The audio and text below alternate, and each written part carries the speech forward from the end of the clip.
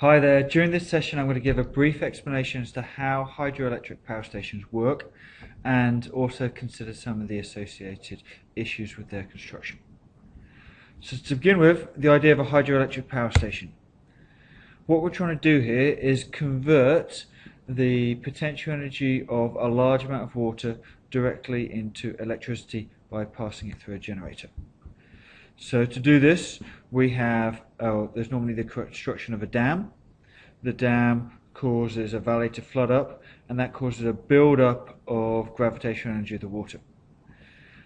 When the water is thrust through pipes, the pressured water flies through a turbine, causing it to turn around, and that rotating turbine in turn can be attached to a generator and can generate electricity, much like we've seen in previous power station examples.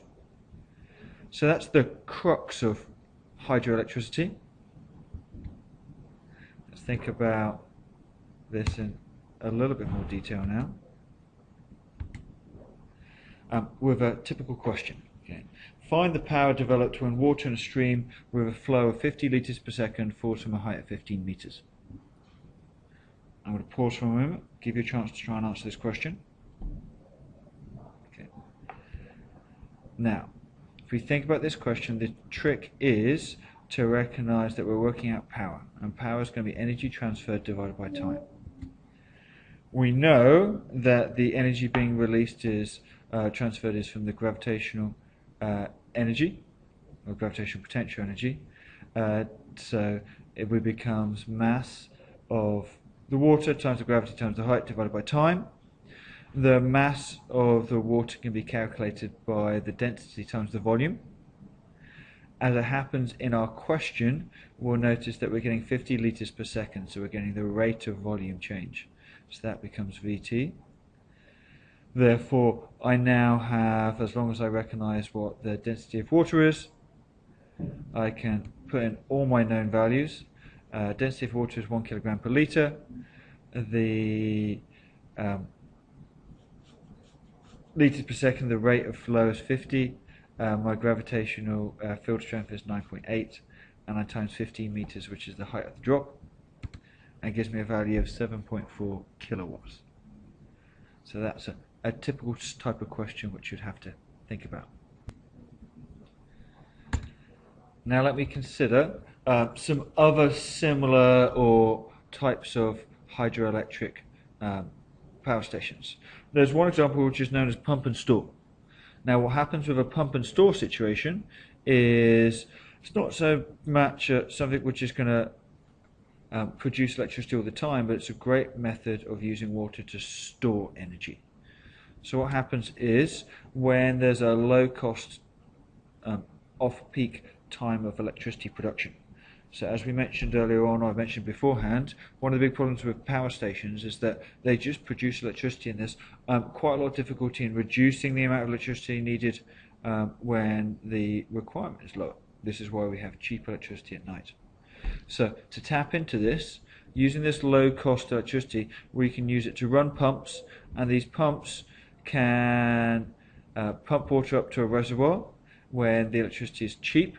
And during high periods of electrical demand, the reservoir can be opened up and the water can flow through a turbine to produce electricity.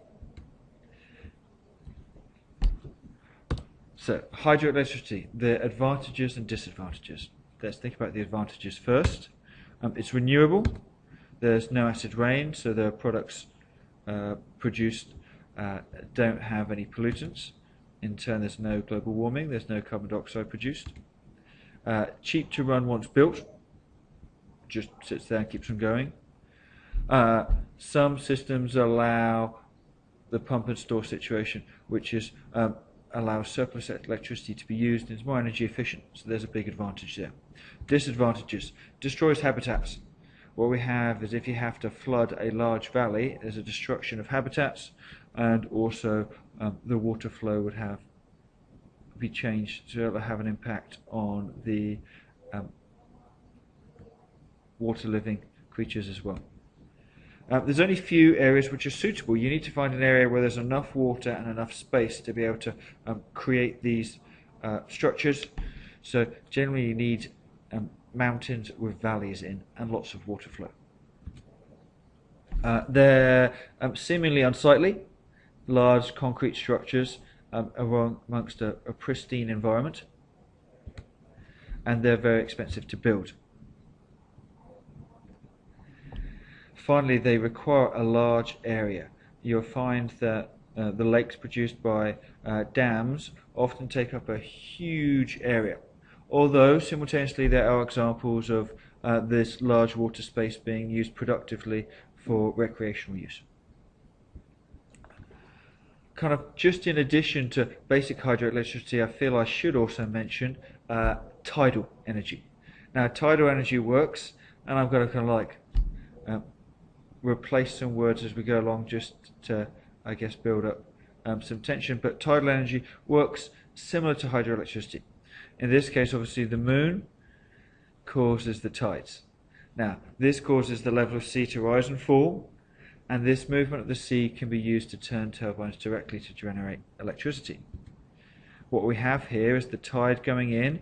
If we set up a tidal power system, when the sea tide goes in, it can be forced itself through the turbine, causing it to rotate and the generation of electricity.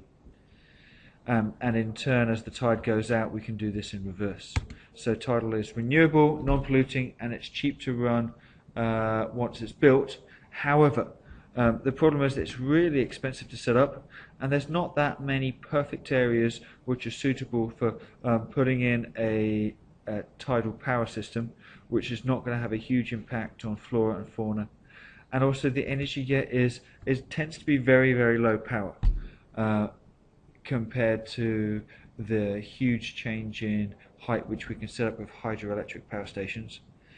The amount of energy being produced is fairly low, but it's constant over a long period of time. So there's my discussion about hydroelectric power. Hopefully you're now informed about how it can be used as a replacement for fossil fuels.